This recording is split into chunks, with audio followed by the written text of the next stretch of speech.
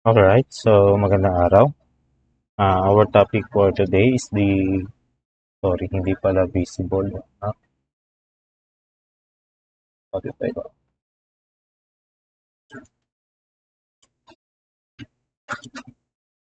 Yan. Okay, so our topic for today is absolute dependent motion analysis of two particles. So continuation lang tayo ng previous discussion and then let's focus more on sample problems. So here we have a problem, sabi dito, if the end A of the cable is moving at velocity dA is equal to 3 meters per second, determine the speed of the block at B. Okay, so since most of our cable or the length of the cable is going on this direction, we can say that or we can state that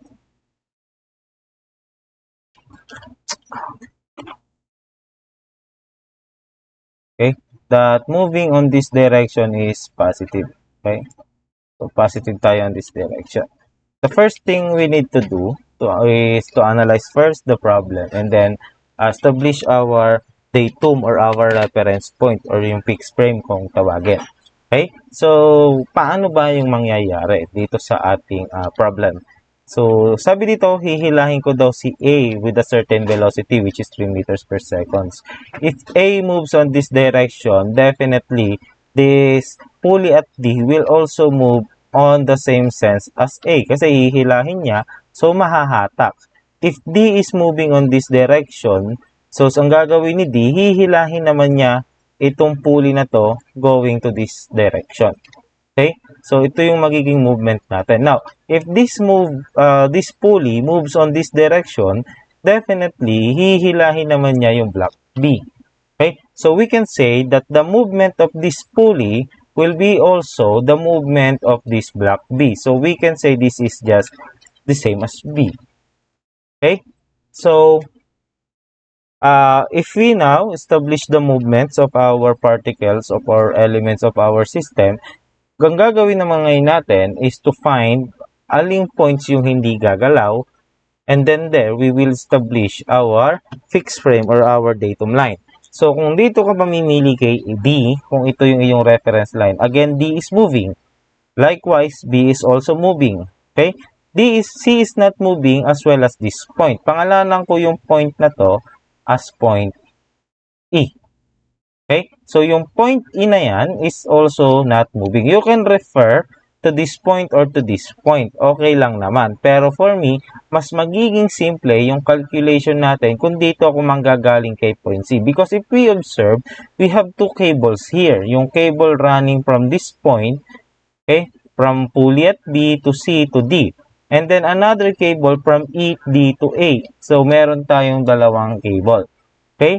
So, mas magiging simple yung aking pagkuha ng bawat lengths kung manggagaling ako kay C. So, for example, if this is my reference datum line or our fixed reference, so, itong portion na to will be just simply SB. Okay? Pag dito ako nanggaling sa kabila, it might get complicated. Okay? So, dito na lang. Okay? And then the next portion is this one. Let's call this SD. And then, syempre ito, gagalaw din. We call it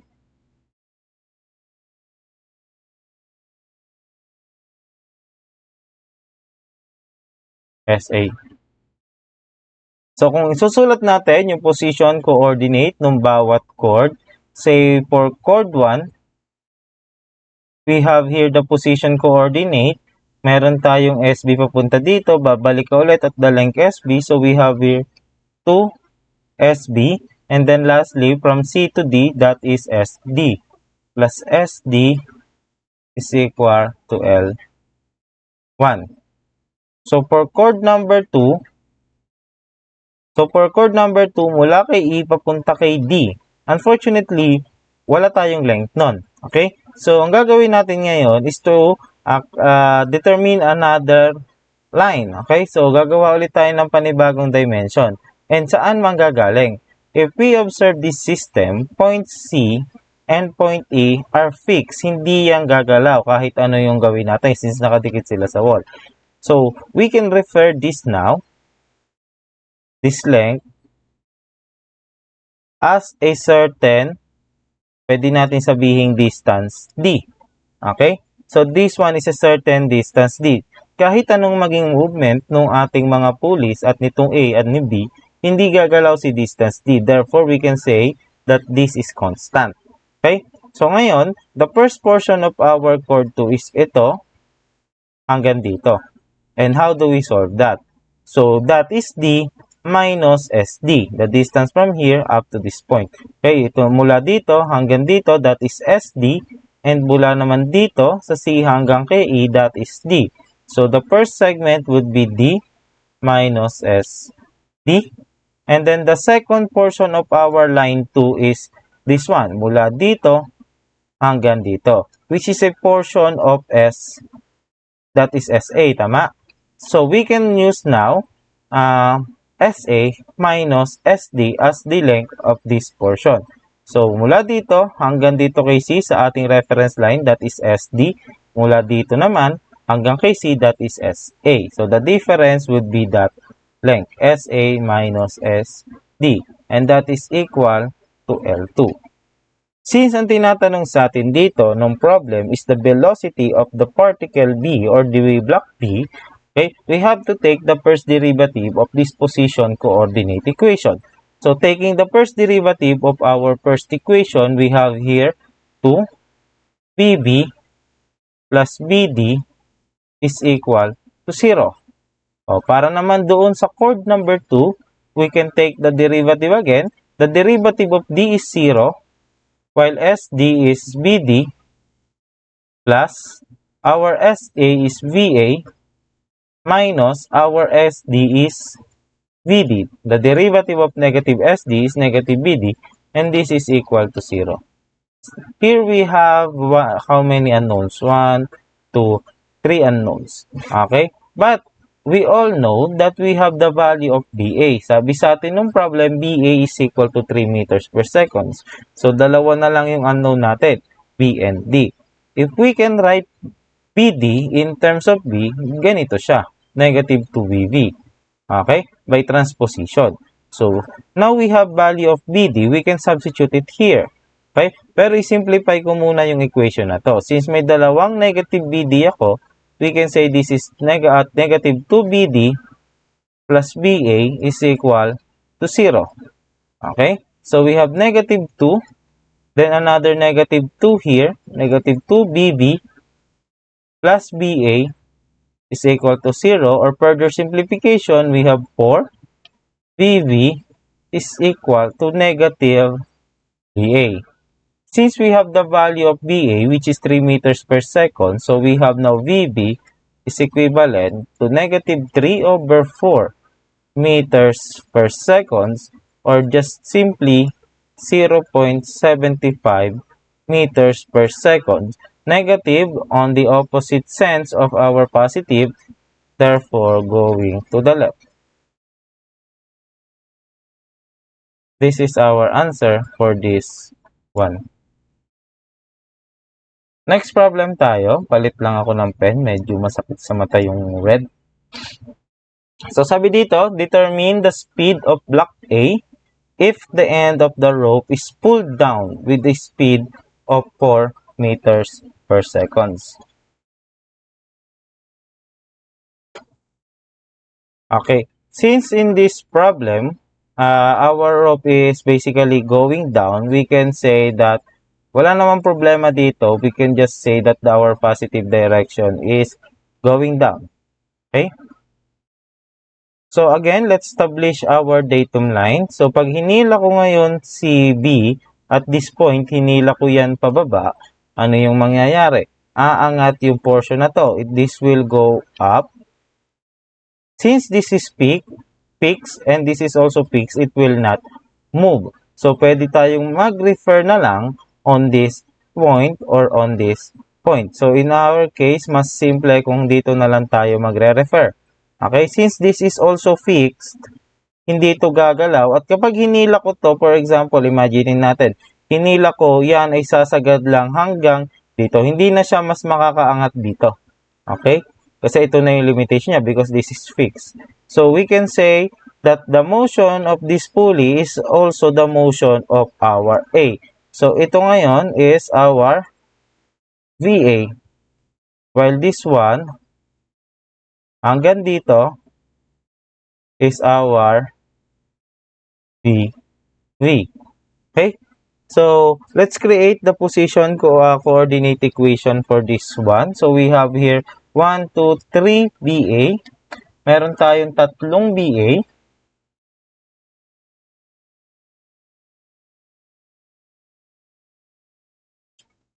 So, we have, again, we have, sumulat, 3 VA plus we have V. And that is, bakit velocity na kagad tayo? Let me correct this. Masyadong nagmadali. This is SA and SB. So, the position coordinate equation will be 3SA plus SB is equal to L. Taking the first derivative, we have here 3VB, BA rather,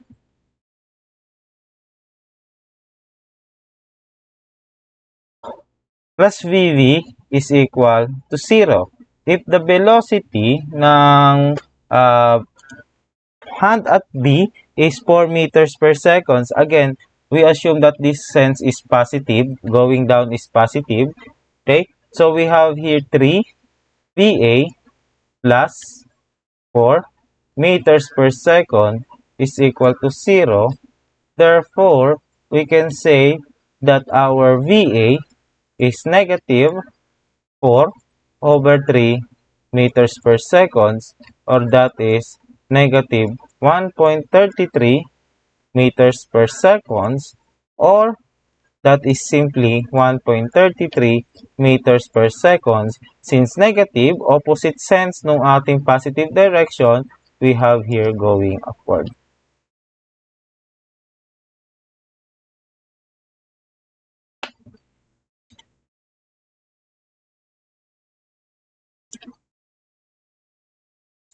Okay, so last problem tayo. This will be the last one before we proceed with the problems regarding the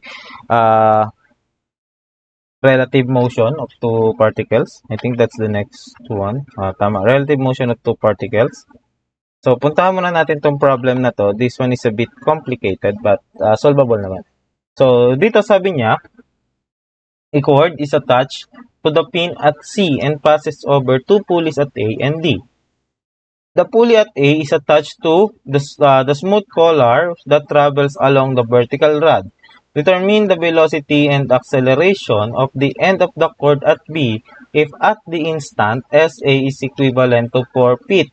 The collar is moving upward at 5 feet per second squared, 5 feet per second while decreasing at 2 feet per second square.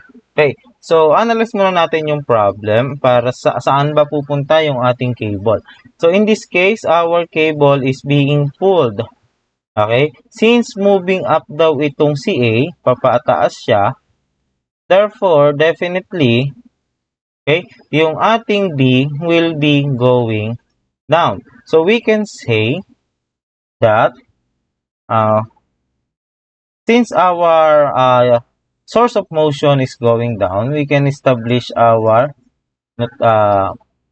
reference. So our reference is that moving down is positive. Okay? So here we only have one cable. Isa lang naman yung cable natin which runs from C, A, and D. Okay? Dito kay A, may nakakabit na tinatawag nating collar which is umaangat baba lang siya dito sa rod depending on the motion of B. Pero unfortunately, ang binigay sa ating SA which is 4 feet is hindi siya yung length actually nung ating cable. Okay? So to determine the length of the cable, we can use Pythagorean theorem since meron tayong triangle dito. This is 4 feet, this is 3 feet, definitely this is what? 5 feet. Pero hindi natin isa-substitute kagad yung 5 feet. Okay? Since this is a moving body, we can use the equation, okay? Or in the instantaneous equation, which is at any moment, yung length nito is equivalent sa 3 squared plus SA squared. Okay? At any moment, yung length ng ating cable na to from C to A is 3 squared plus SA squared. Hindi siya exactly 4 feet. So, let me remove this if that causes you confusion. Okay? So, since we have now the length of C to A, which is also the length of A to D, we can now establish our position coordinate equation. Okay, so our position coordinate equation would be dalawa kasi meron length dito, meron din dito, dalawang square root ng 3 squared plus SA squared. Okay, plus meron kang kapurit dito which is SB and that is equal to L. Okay? So, taking the derivative of this para makuha natin yung velocity and then taking the derivative again to determine the acceleration. Okay? So, unahin na muna natin yung velocity. We take the derivative of this. But before that, gagawin ko muna tong power. Okay? So, kasi naka-radical, gawin kong power para mas madali. This will be 3 squared plus SA squared. Since may constant na to dito, any derivative of 2 naman will be, any derivative of constant is equal to 0. Therefore, ilalabas ko na lang yan dito. And then, we take the derivative of this with respect to time. And likewise, para sa SB, we take the derivative of this with respect to time. And the derivative of constant length is 0. Okay? So, we have here 2.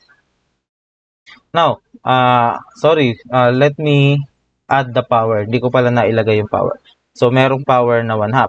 So, how do we take the derivative of this? We can use the power formula.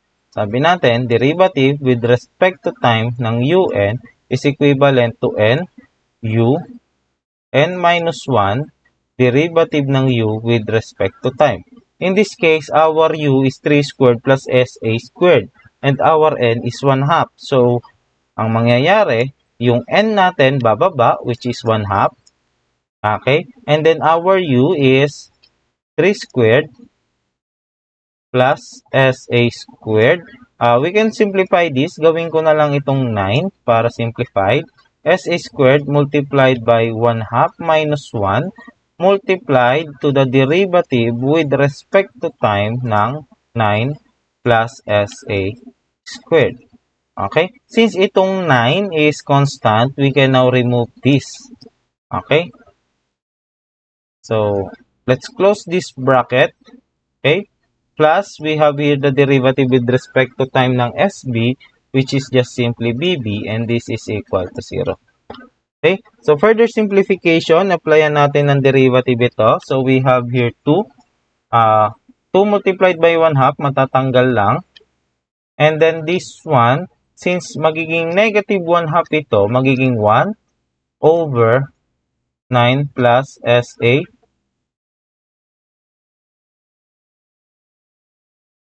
raised to 1/2 SA squared. Ano ba yan?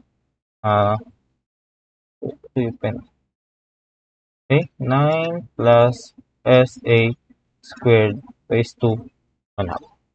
Okay? And then, let's take the derivative of this. Hindi na natin kailangan derivative yung 9 because that is a constant. 0 lang yan.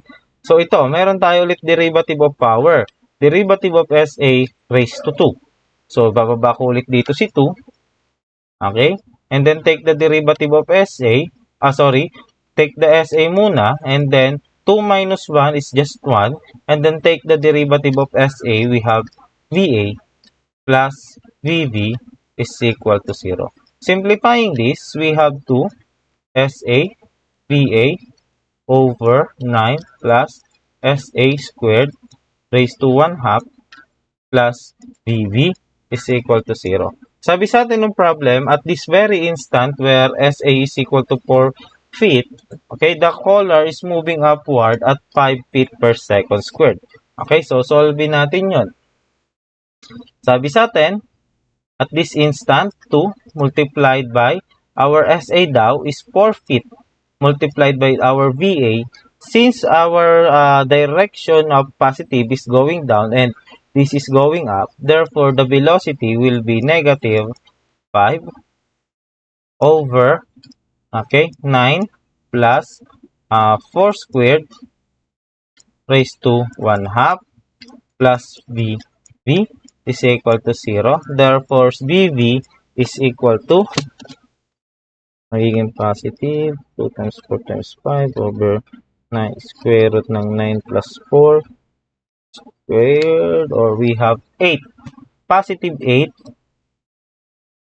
feet per seconds, or our VB is 8 feet per seconds going downward.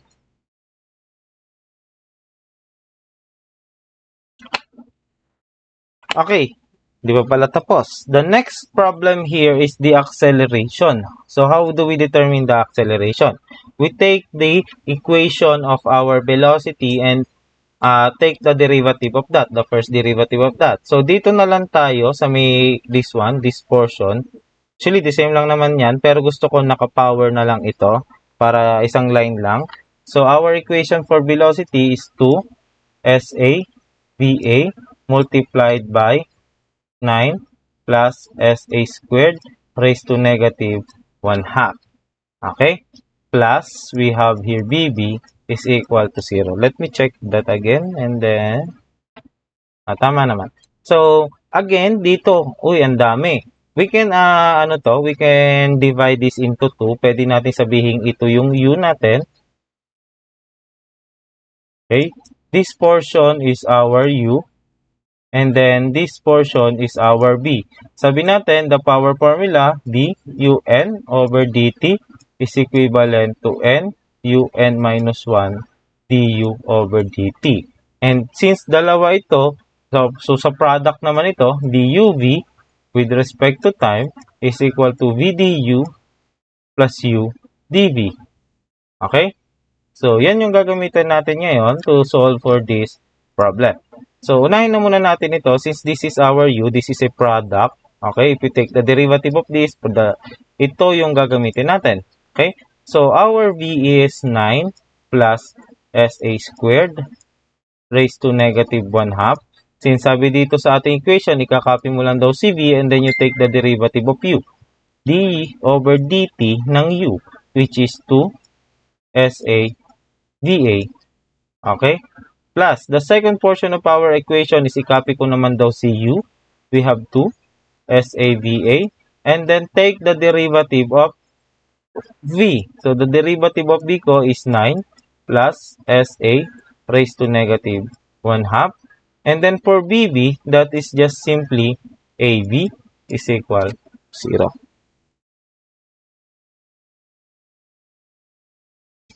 So, here we have this long, a very, very long equation. So, we can now apply this derivative para dito sa mga terms na to. So, since ito, wala naman derivative, we can just copy 9 plus SA squared raised to negative 1 half. Then, let's take the derivative of this. Yun 2 actually, pwede ko na yung ilabas dito. Okay? So, pareho lang naman na effect yan. And then, since nawala na yung 2, meron na tayong SAVA, we can apply the product. U being SA and VA being the V. Okay? So, apply natin itong product, derivative of product. So, we have here VA multiplied by the derivative with respect to time ng SA. Okay? Plus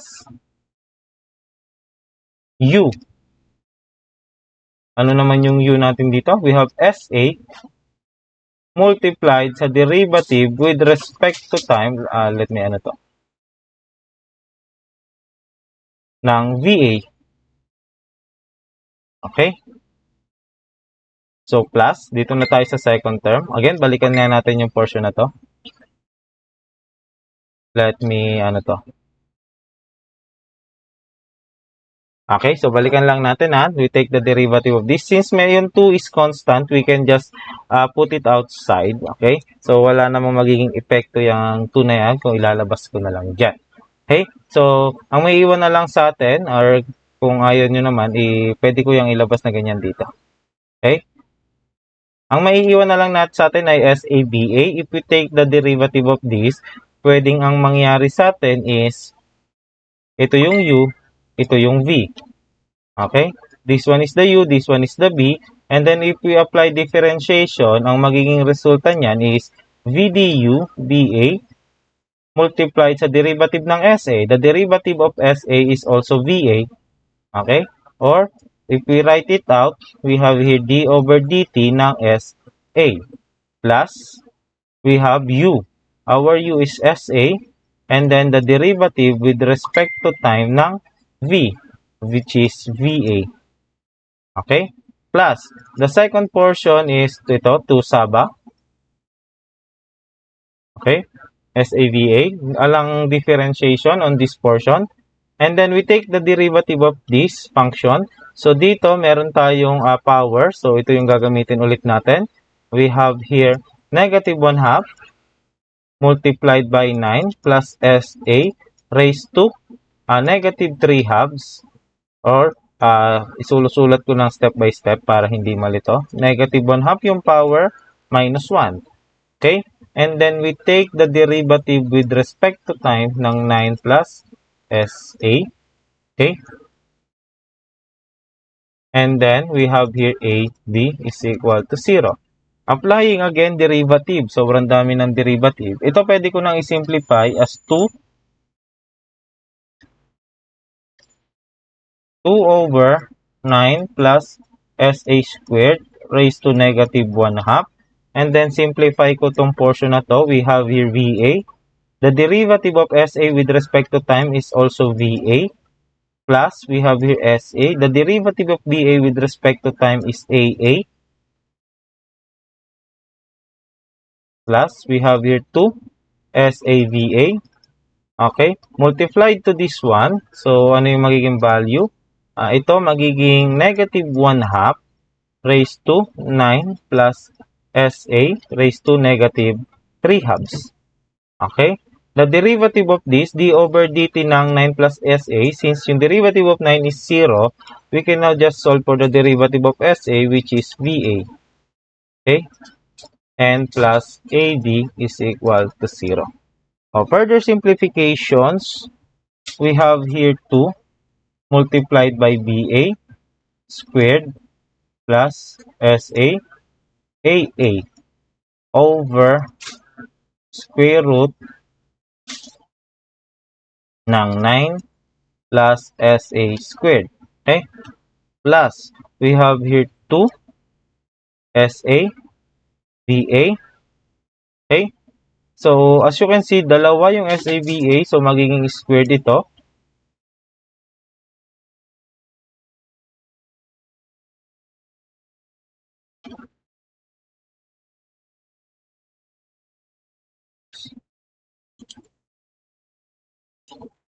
Okay, so I found a simple mistake. So, dapat may SA pa may squared dyan.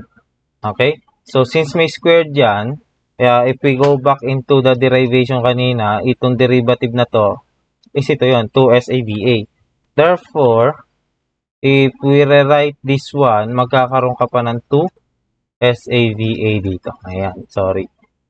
May squared doon, hinakalimutan ko isulat. So, dito magiging 2 squared and then yung 2 na to makakancel out. So, this will become negative. Okay?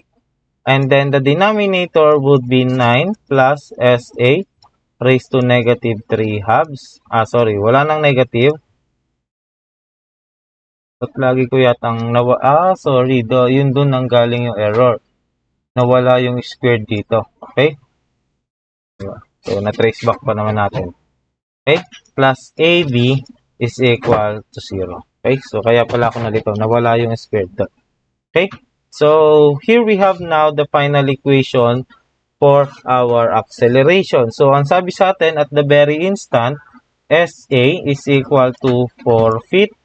Okay? Kasi pababa yan. So, we assume that the same sense as our direction or the positive direction.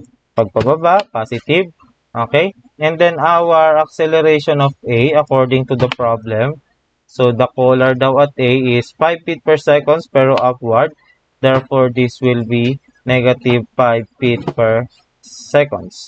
And then the sense of our acceleration according to the problem decreasing daw at 2 feet per seconds, therefore pababa din ng 2 feet per seconds. So here we have acceleration of A is equivalent to positive 2 feet per seconds. Ang tinatanong na lang sa atin ngayon is the acceleration of B. Okay, so meron pang isang kulang actually, wala naman. Okay, so substitute na natin yung given values. We have here 2. VA is negative 5. Let me put a bracket here. And then this will be negative 5 squared. Plus, our SA is 4. And then our AA is 2 feet per seconds. Okay, close bracket. Divided by the square root of 9 plus our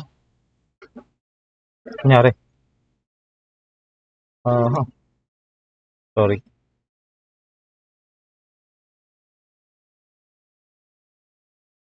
Nine plus our SA is 4.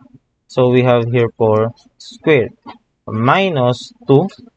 Our SA is positive 4 kasi go pababa ang ating measurement. We have here VA which is negative 5 squared over, okay, we have here 9 plus 4 squared.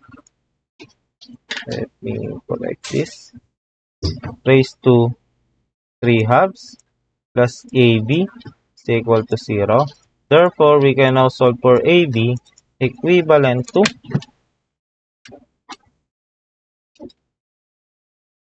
25 over 5 minus 2 times 16 times 25 over 9 plus 16 or 25 raised to 3 halves we have here.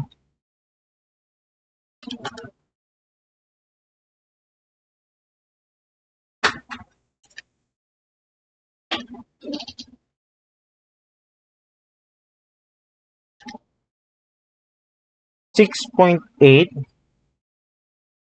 positive. So we have here 6.8 feet per second squared. Or actually negative pala pag itin-transpose mo.